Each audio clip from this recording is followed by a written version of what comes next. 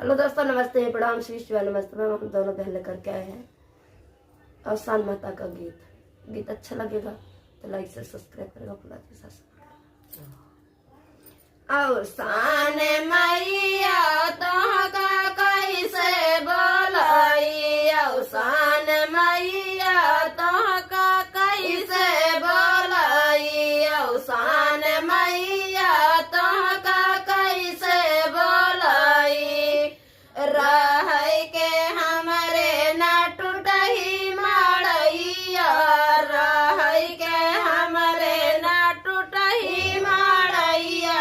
हमार मैया कहवा तोहका बैठाई, हमार मैया कहवा तोहका बैठाई। अवसान मैया अवसान मैया तोहका कैसे बोलाई।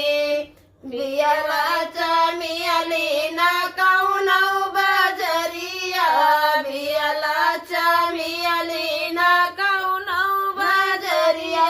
अवसान मैया तोहका कैसे मनाई, अवसान मैया तोहका कैसे मनाई। अवसान मैया तोहका कैसे बोलाई, अवसान मैया तोहका कैसे बोलाई।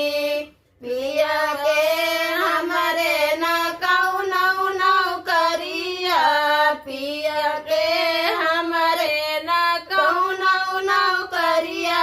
अवसान मैया कहू तोहका खियाई, अवसान मैया